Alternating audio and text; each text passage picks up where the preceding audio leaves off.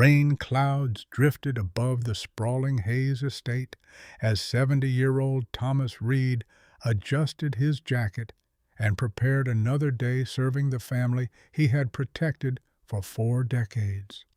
Long before the marble halls and luxury cars became symbols of success, Thomas had stood beside Richard Hayes, helping build stability while raising the children almost like family. Richard's son, Daniel Hayes, now controlled the billion-dollar empire, enjoying wealth and influence while gradually forgetting the loyalty that had carried the family through difficult years.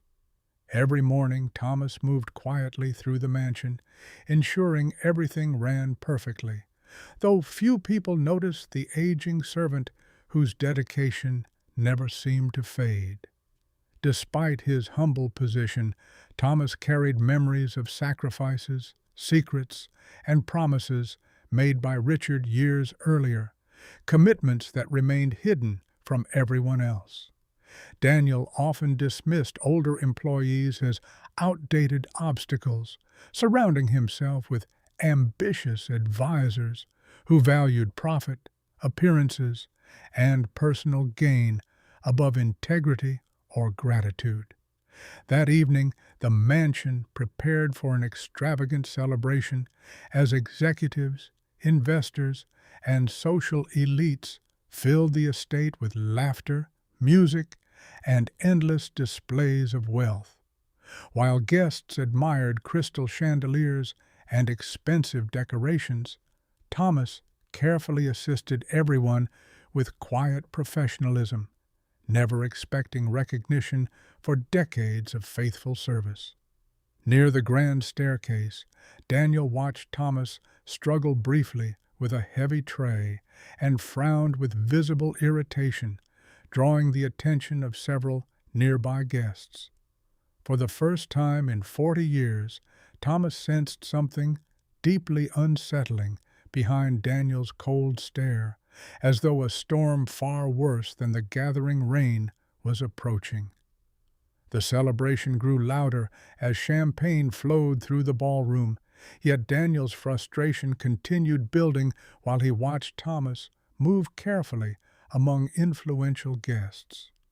A minor accident changed everything when a guest suddenly stepped backward, causing Thomas to lose balance and spill a small amount of wine onto the floor. The room fell silent almost instantly, and dozens of eyes turned toward the elderly butler, whose face filled with embarrassment despite the mistake being largely unavoidable.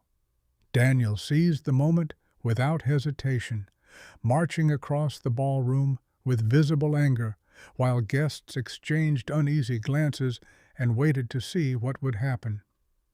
"You've become a liability to this family," Daniel declared loudly, ensuring every executive and investor in attendance could hear the humiliating accusation. Thomas lowered his eyes and attempted to apologize, but Daniel refused to listen, determined to make an example of the man who had served for decades. Several older employees looked shocked by the public cruelty, remembering countless moments when Thomas had worked through illness, exhaustion, and personal hardship. The humiliation deepened as Daniel ordered security to escort Thomas out immediately, treating the loyal servant like a stranger rather than family. Without arguing or creating a scene, Thomas quietly collected his worn suitcase and walked through the mansion doors into the cold evening rain.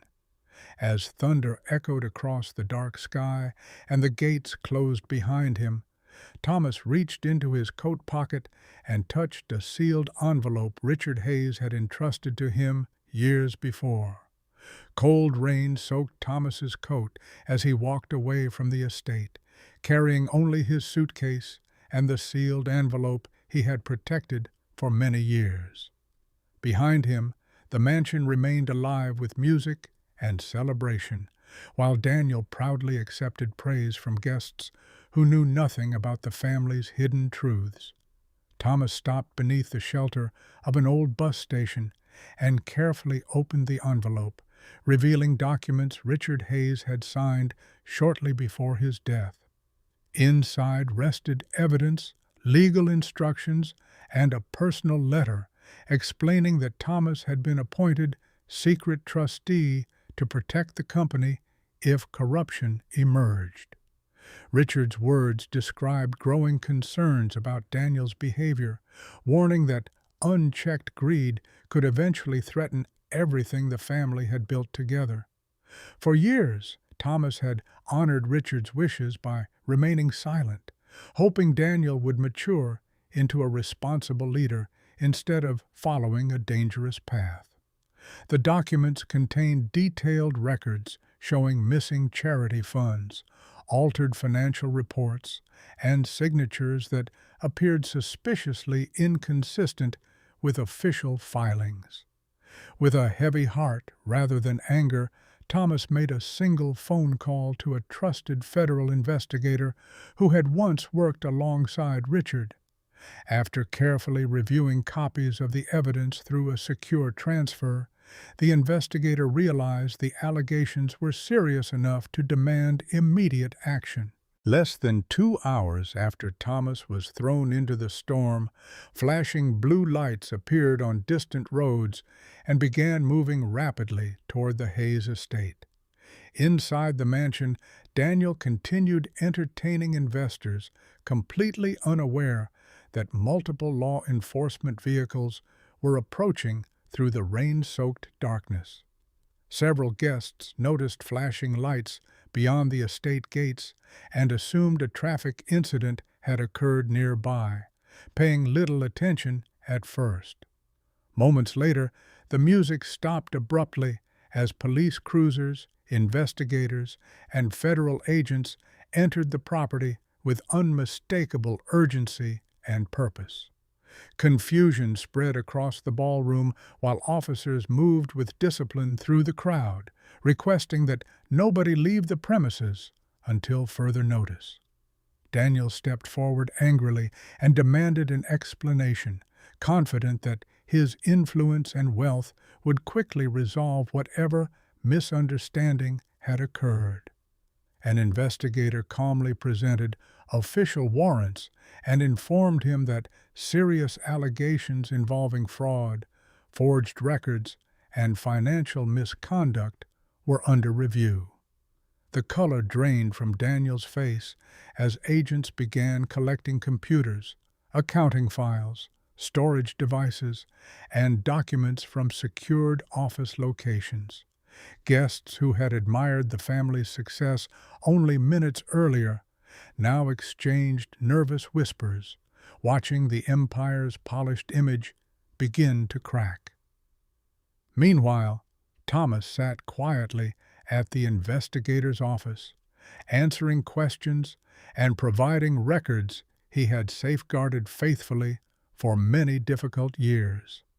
As evidence continued piling up against Daniel, one final discovery emerged from the company archives, a revelation powerful enough to change everything. The final discovery shocked investigators when Richard Hayes's original will was located inside a secured legal archive that had remained untouched for years.